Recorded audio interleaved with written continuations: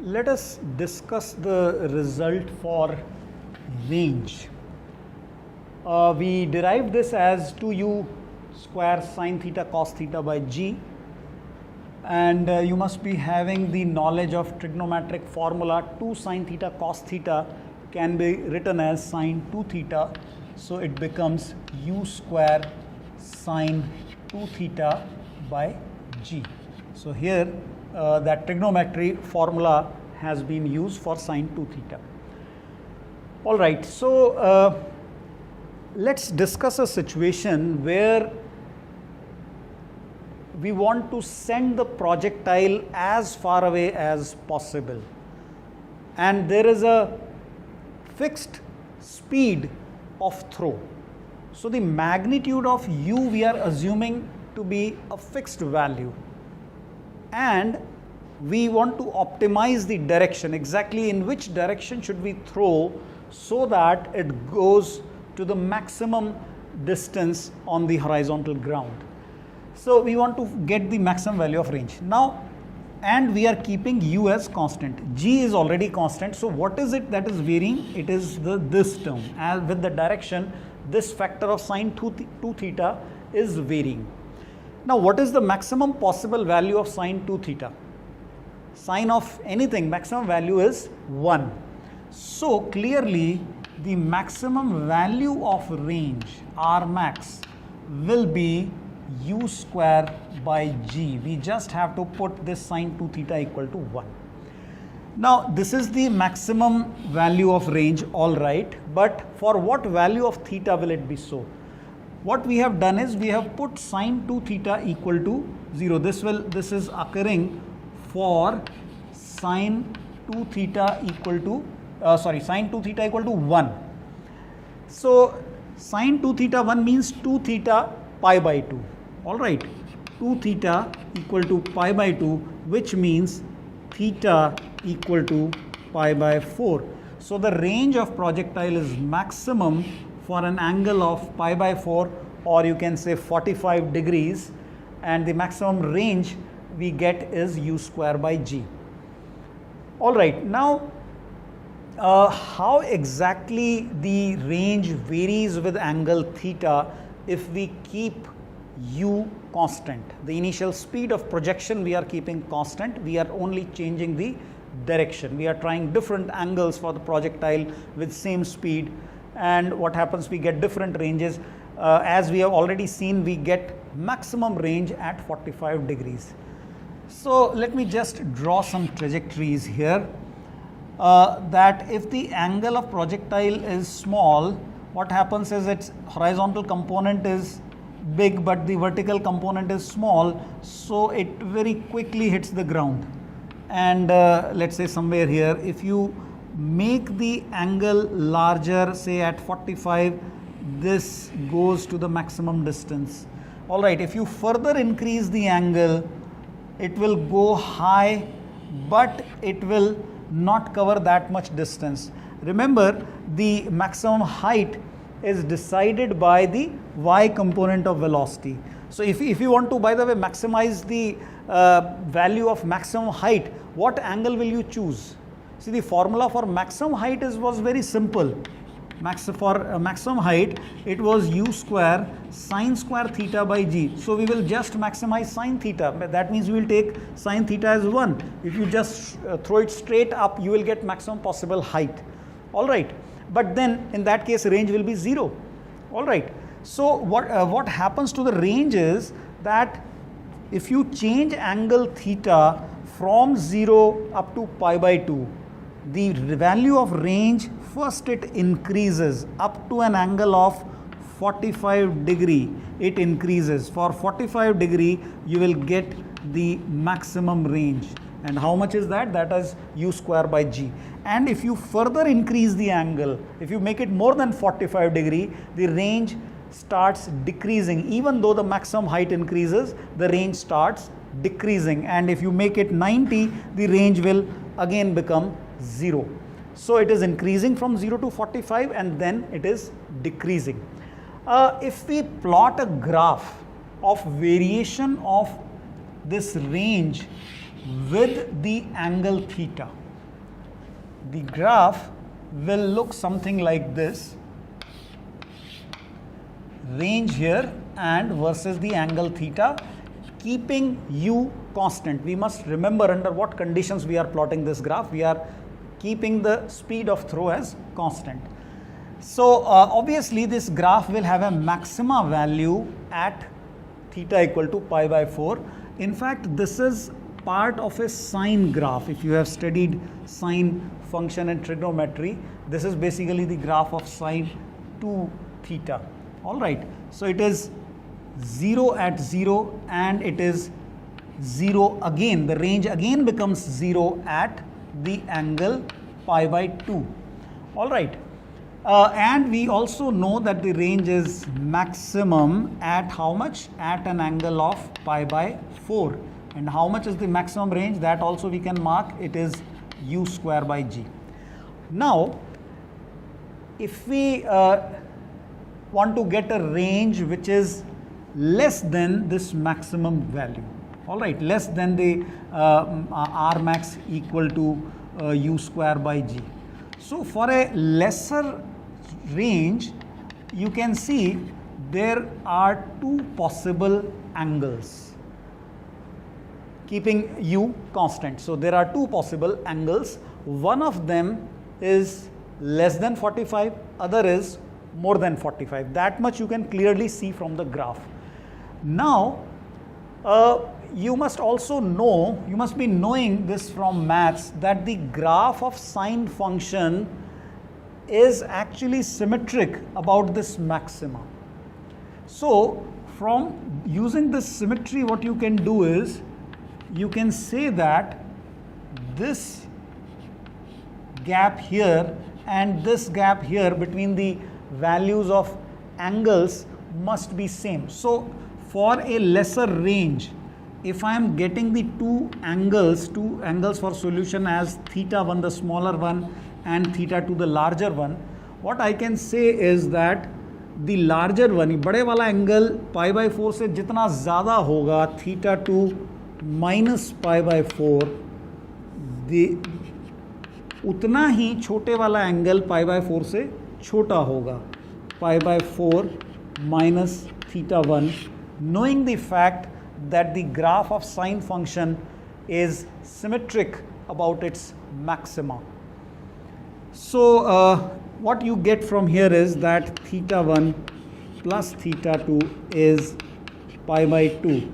That means the range is same for the two complementary angles, theta 1, theta 2, their sum is pi by 2, they are called complementary angles.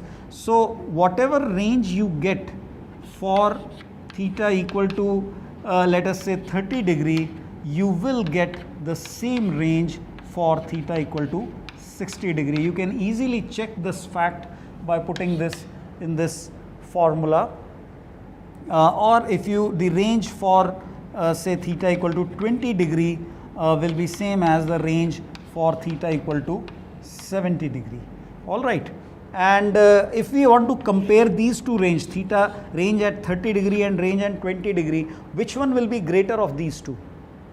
If you look at this graph, the graph is increasing from 0 to 45 degree. So you can easily say that range at 30 degree is going to be more than the range at 20 degree. From 0 to 45, the graph is rising. 0, 20 will be somewhere here, 30 will be somewhere here, 45 of course is the maximum, isn't it?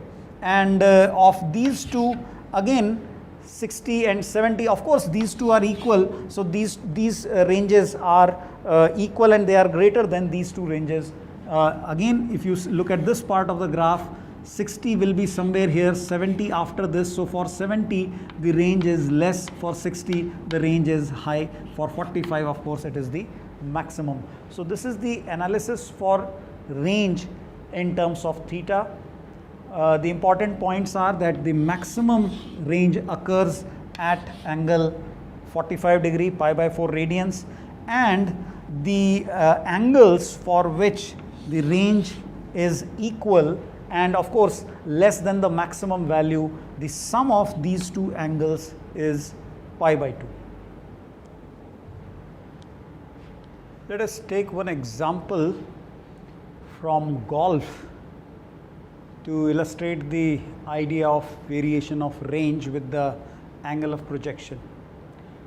Here this golf player wants to ensure that the ball that he hits bounces within 5 meters of this hole.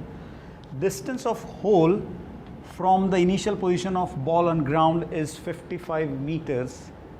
The speed with which he hits the ball is given to be 25 meters per second.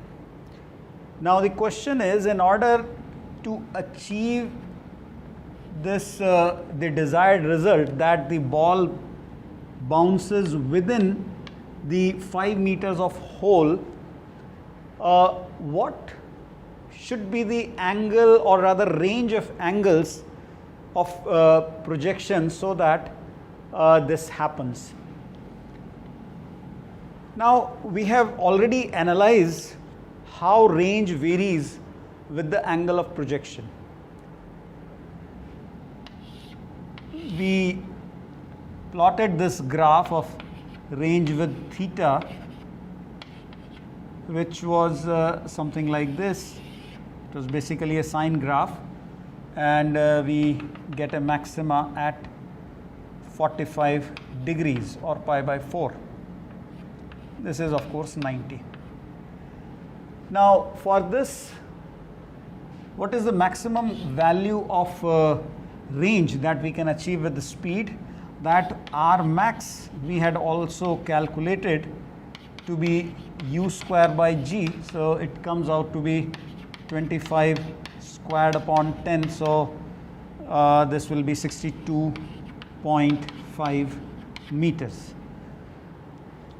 62.5 meter. Now what we want is that the range should be between 50 and 60 meters. We want the range to be between 50 and 60 meters.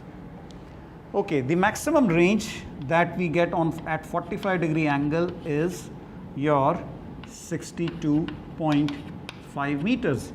Now 60 is slightly less than this, so somewhere here the range of 60 we can achieve for two angles, and if we want to get a range of 50, again we can get it for these two angles. Now what we want here is the range to be within this range. So we are given range of a range. We are given that the range should lie between 50 and 60 meters. All right. So for this, you can see the desired part of the graph is this one and this one. The corresponding values of angle, you will see there is one range of angles here less than 45 degrees, and the another range of angle we will have here, that of for between 45 and 90 degrees. All right, so that was just the analysis of the problem. Now in order to solve this, what we will do is we will use the formula for range equal to u square by g multiplied by sine 2 theta. Okay, so for a range of 50, let me put this equal to 50. What do we get for sine 2 theta? Sine 2 theta becomes 50 into 10 divided by 25 into 25. So if we cancel this, we are getting 4 by 5. That means sine 2 theta is 4 by 5. So 2 theta is 53 degrees, or 180 minus 53, that means 127 degrees. Remember, sine of pi minus theta is equal to sine theta. That is why we have two solutions which give us the value of theta as half of this 26.5 degrees, or this will be 63.5 degrees. So these are the solutions for the range 50. That means this angle here corresponding to 50 range, the smaller angle is 26.5 degrees, and the bigger angle here corresponding to same 50 range is 63.5 degrees. Now let's calculate the angles for range 60. So again I am using this formula, u square, so 25 squared by g sine 2 theta equals to, this time we are putting it equal to 60. So sine 2 theta becomes 60 into 10 divided by 25 into 25. We can cancel out at least 125, 2 here, and if I cancel 5 another from here, this is 12. Okay, so 24 by 25, this gives us 2 theta equal to sine inverse 24 by 25. Now this you can check from table or calculator, gives me 2 theta nearly equal to 74 degrees, or 180 minus 74, which is 106 degrees. So correspondingly the values of theta we can say will lie in the range of 37 degrees to 37 degrees and 53 degrees, this or 53 degrees. So these are the two solutions for range of 60. So this one here is 37 degrees and the other one for the range of 50. For the range of 50 it is 53 degrees. So now what are the range of angles at which the ball can be projected? See, there are two ranges here. One goes from 26.5 degrees to 37 degrees. So either this range, in such a case the trajectory is likely to be a flatter trajectory, something like this, or the range can be 53 degrees up to 63.5 degrees. In that case the trajectory will be a little higher one, like this. So if the range of angle is between any of these two ranges, 26.5 to 37 or 53 to 63.5, the ball will land within the desired range of ranges, the range of range, all right, from 50 to 60 meters.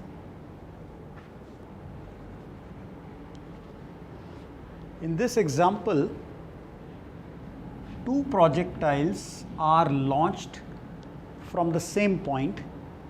Now this point is located at the edge of a cliff. One of the projectiles is launched horizontally, the other one at an angle of 60 degree above horizontal. Both are launched at same speed of 5√3 meters per second. Now it is also given that the two projectiles, they hit each other mid-air somewhere here. Now what we have to find?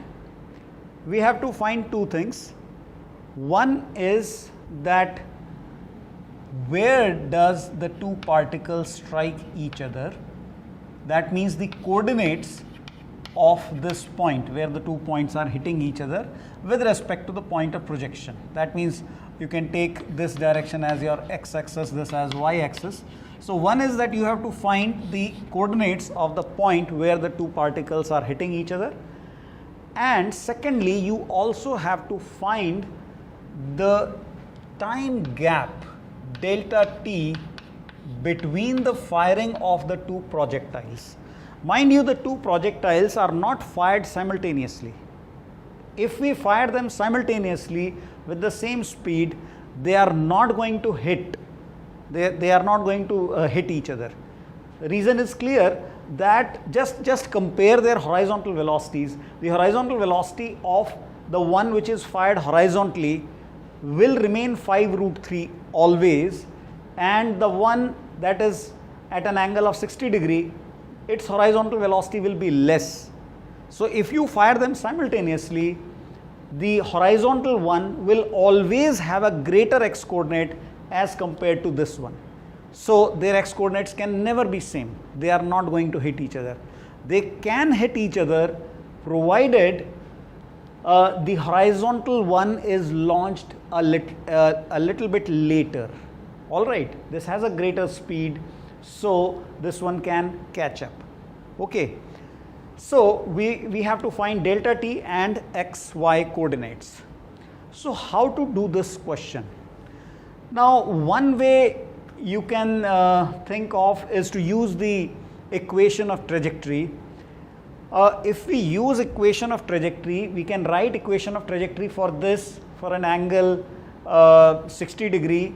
You can also write the equation trajectory for the horizontal one just by putting theta equal to 0 in that one. There is no problem. See, in this question, we are taking one of the projectiles fired horizontally. Now, in such a scenario, the formulas for x coordinate, y coordinate, vx and vy, they can be used as it is just by putting theta equal to 0. Okay. So what form those formulas will take? See, the x coordinate will become u cos theta into t. It will become simply ut if the projectile is fired horizontally. This I am doing it for theta equal to 0. For a projectile that is fired horizontally, x coordinate will be ut. What about the x component of velocity? Vx will always be u. It was initially u and we know it doesn't change. Y coordinate, now initially and also the y component of velocity. See, initial y component of velocity is 0 because the projectile has horizontal velocity. That means vertical component is 0. So Vy can simply be written as gt. Any motion in y direction is because of gravity. So by using first equation of motion, or you can put cos theta, the value of theta equal to 0 in the equation for Vy. All right, it was your u sin theta minus gt. So if you put theta equal to 0, you get this. So this will be minus gt, by the way, okay, because it is gt in the downward direction. And y coordinate, it was u sin theta t minus half gt square. So the first term, sin for 0, sin 0 is 0, it will simply be minus half gt square. So you can get these results for a projectile fired horizontally. Mind you, there is nothing special in it. You just have to put theta equal to 0 in the results which we have already derived. Okay, and if you just put theta equal to 0, you get these results. All right, you can use equation of trajectory to solve this problem, but you will not be able to solve it completely if you use equation of trajectory. You can get x and y coordinates, but you will not be able to get delta t, because in equation of trajectory, time is not there. If you look at the equation of trajectory, it is a relation between x and y coordinates. Time doesn't appear in that equation. So if we want to solve it completely, if we want to get the value of delta t also, it is better to use these equations for theta equal to 0 and for theta equal to 60, and equate x and y coordinates of the particles. See, when the two particles hit each other, what happens is their x and y coordinates, they become same simultaneously at the same moment of time. Okay, so for the horizontal one, for the particle which is projected horizontally, I can write x coordinate as ut. U here is 5√3, and let's say time taken by this particle to reach here is say t1, and the time taken for the other one is t2. Now the x coordinate is same for this particle also. So for this particle we can write x coordinate as u cos theta into t. Alright. So it is 5 root 3 cos 60 multiplied by t2, because the time taken by this particle is t2. So that is one equation where we have equated the x coordinates of the two particles at the point of impact. Now if you solve this, it's very easy. You simply get t1 equal to 5 root 3 cancels out, t2 divided by 2. Okay. Now we can also equate the y coordinates. Y coordinate for our this first projectile which is launched horizontally, we can say is minus half g and t1 square, because the time taken for this particle we have taken t1.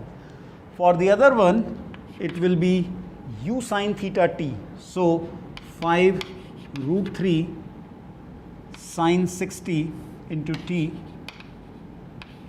sin 60 t2 minus half g t2 square. All right, and of course we can use this relation. We can put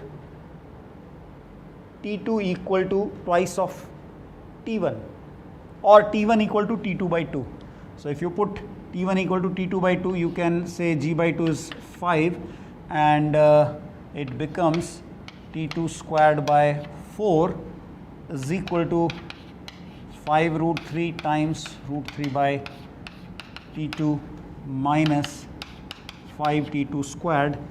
t2 is not 0, because t2 equal to 0 is basically this point. So we are not interested in this, we are in fact interested in the other common points of their trajectory. So we can cancel out t2, and then if you solve for t2, you will get its value as this becomes 15 by 2, and if you take this here, this will be 5 minus 5 by 4. So finally we get t2 equal to 2 seconds, and if I put t2 here, I get t1 equal to 1 second. So the value of delta t becomes 2 minus 1 equal to 1 second, and I can get the coordinates by putting the value of, let us say, t1 here and here. I can get the values of x and y, or t2 in this and this. I think t1 will be easier. So the x coordinate becomes 5 root 3 for t equal to, but t1 is how much? T1 is 1 second. So it is 5 root 3. X coordinate is 5 root 3, and y coordinate is of course negative. See, because the point of projection is higher, the particles will strike at a level below this. So y coordinate, as expected, we are getting it to be negative. It is 5 into t1 square. T1 is 1, so it is minus 5. So this distance is 5, and the coordinates are 5 root 3 comma minus 5. These are the coordinates, and this is the value of delta t equal to 1 second. Let us take one optimization problem. Here, the projectile is launched with a given speed of 20 meter per second, and there is a wall at a distance of 30 meter. It's a very high wall. What we want is that we want to ensure that the projectile hits the wall at maximum possible height. We want to find how much is that maximum height, and for what angle of projection will the height be maximum.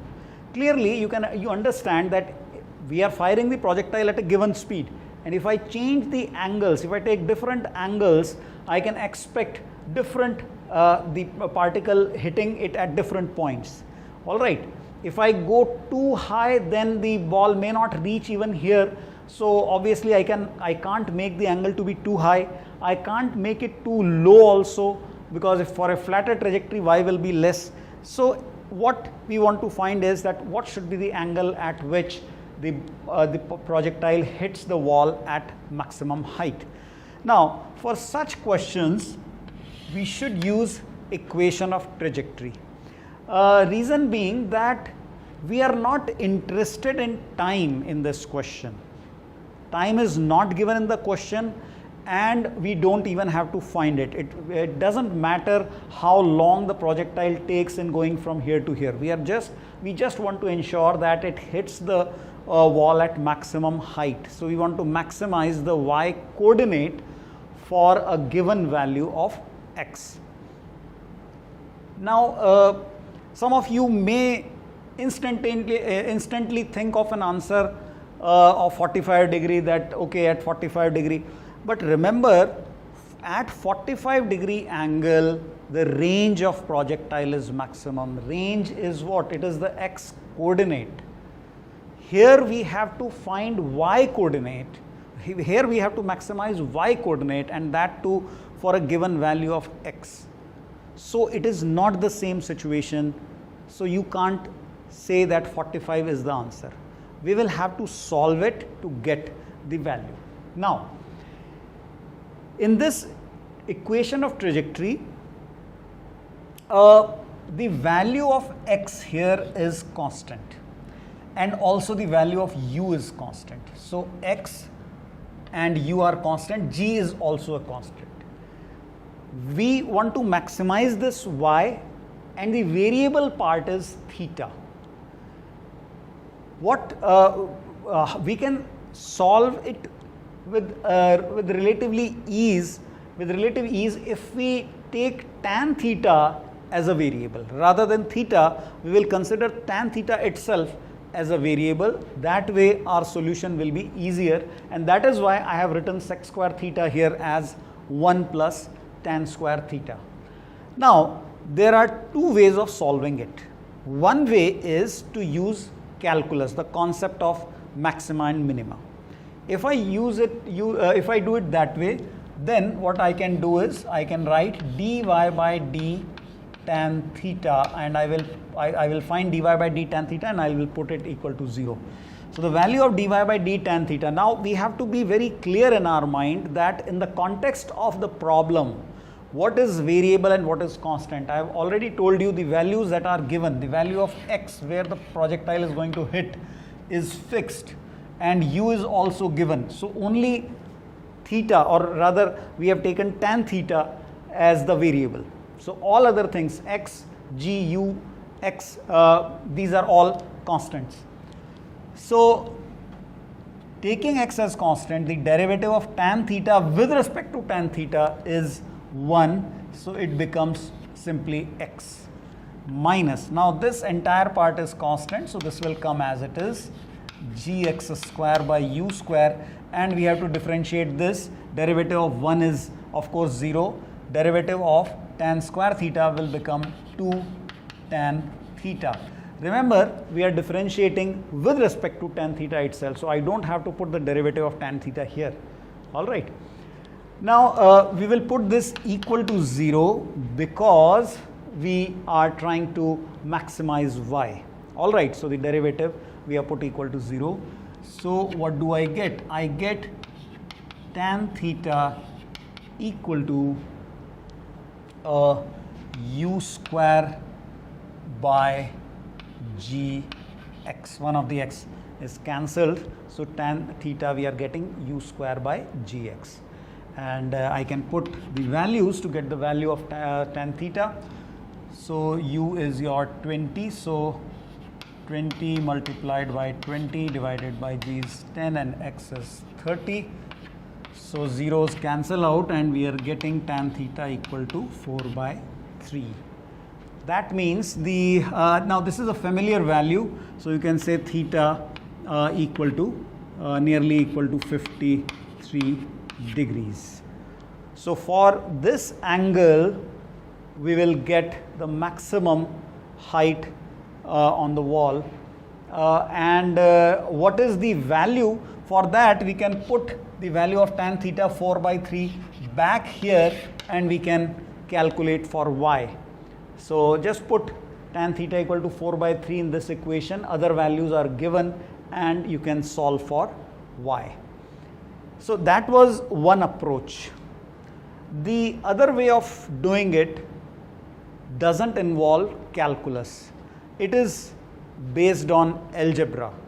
To be specific, the concept of quadratic equation, quadratic functions. Let's calculate the value of y max also. Y max for this value of theta, or that is tan theta equal to 4/3, it will be x is 30 times tan theta 4/3 minus half g is 10, x is 30 squared divided by u square, so 20 squared, and 1 plus tan square theta, so 4/3 squared. It becomes, this will be 40 minus half of, you can cancel out this 20 squared and 30 squared, so this will be 9/4, and we can also see this is going to be 25/9. So this becomes multiplied by 10 into 9 divided by 4 times 25/9. So the 9 is also cancelled. This is 125/4, 40 minus 125/4. So if you take 4, this becomes 160 minus 125. Finally, you get 35/4 as the value of y max, and we achieve it for tan theta equal to 4/3.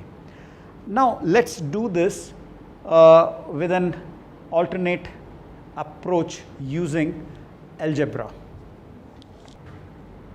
Now in this approach, what I am trying to do is, starting from the equation of trajectory, I am writing this in the form of a quadratic expression, quadratic equation in terms of tan theta. Here I can isolate 1 plus tan theta by taking this x tan theta on this other side. So this becomes x tan theta minus y, and multiplied by 2u square by gx square, and then I can simplify this and finally write it in terms of a quadratic equation for tan theta. Now only those values of y are achievable for which tan theta is real. All right. If tan theta is real, such values of y are really possible. If tan theta is imaginary, you can only imagine the projectile to reach those heights. Okay. Now for the real solutions for tan theta, what we know is that discriminant must be greater than or equal to 0. So what is the discriminant? B square. This thing here is b, and this one here is c. B square minus 4ac. A of course is 1, the coefficient of tan square theta. So the discriminant b square minus 4ac will be 4 u to the power 4 by g square x square minus 4 times 1 plus 2u square y by gx square. So this should be greater than or equal to 0 for real roots. 4 we can take common and cancel out. Now we can take this on the other side, so it becomes u to the power 4 by g square x square should be greater than equal to 1 plus 2u square y by gx square, And finally for y, this will be, if I take this 1 on this side, it becomes u4 by g square x square plus 1, or rather minus 1, multiplied by gx square by 2u square. So that this whole thing is greater than equal to y. So finally I am getting this result. You can simplify this and check, you will get the same maximum value of y as 35 by 4 meter, which we got from earlier method. Put the values here and solve it carefully, you will get the same result. So this is the algebraic approach.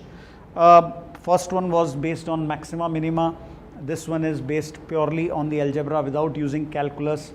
The first approach you may find easier, but the second approach has some advantages that we will see when we consider the next problem.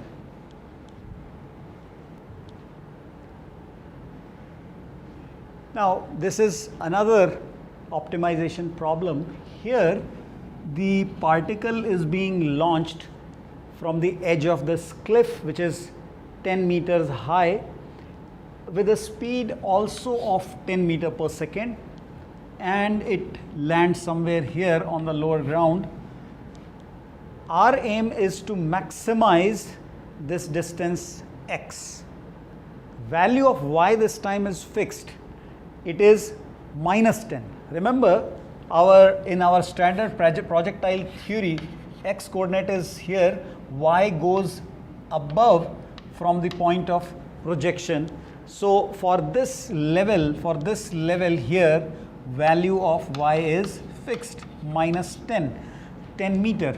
So in this problem, the value of y is fixed and we have to maximize x. So what should be the value of this angle theta, and what is the corresponding maximum value of x? Now again we will start with the equation of trajectory, because again it's not a question of time. We are not interested in how long the particle takes from here to here. We are only interested in maximizing its horizontal range on this lower ground. Now first of all I can use the same equation of trajectory here, even though the projectile is going below the horizontal, below its initial level. We had earlier analyzed projectile from here to here. We were calling this distance range. Now the projectile is going below that level. But remember, its acceleration is same. It is g downwards. Same journey continues. The x component of velocity will remain unchanged, and the y component of velocity will be given by the same formula, u sine theta minus gt. So it is one path, it is one journey. The same parabolic path is continuing. So we don't have to form any new equations for this part of the journey. That should be clear. The same equation of trajectory holds here. The value of y will become negative for this part. All right. And we are of course interested in a negative value of y, which is minus 10 here. Now again, there are two possibilities. You may think of using calculus of maximizing x for a given y, but that is going to be a little tricky, because here x and tan theta, these both are variables and they are sort of mixed in this equation. So using calculus here will prove to be a little tricky here, although that can be done, and you even learned such methods in your calculus of class 12. But if you do it using the algebraic method, what was the algebraic method? Convert this into a quadratic for tan theta, quadratic equation for tan theta, which we can do this in 2 steps. You have to do them carefully, but reach here, and after that we can again say that only those values of x in this problem are possible for which tan theta is real. the value of y here is fixed, it is minus 10. Okay.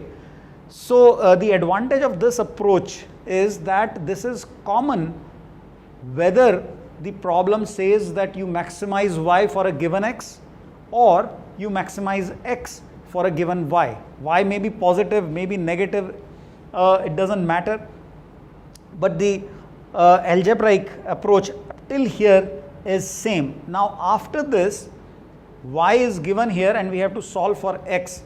So, we will rearrange the terms so that the terms containing x will come on one side, and ultimately we can get the maximum value of x.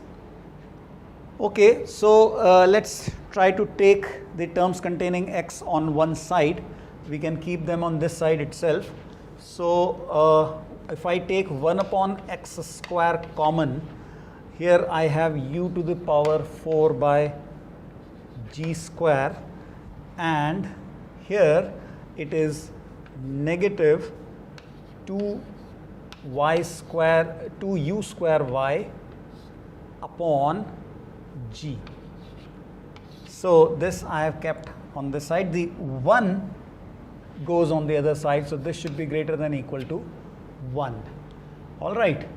So, if I take x square here, I can claim that x square should be less than or equal to, and here again this becomes u to the power 4 by g square minus 2u square y by g, and we can then solve this to get the maximum possible value of x square. This will be u to the power 4 means 10 to the power 4 by g square, again 10 square minus 2 times 10 squared, y is minus 10 upon g is 10. So, lot of 10s here, very easy values I have given you. So, x square we can find is less than or equal to 100 here minus or rather plus this becomes 200. So, the value of x is less than or equal to square root of 300 is 10 root 3 meters. So, this is the maximum value of x that we can achieve for given values of your y, u, y and u. And what will be the angle theta for that? You can put the value of x back here and solve for tan theta.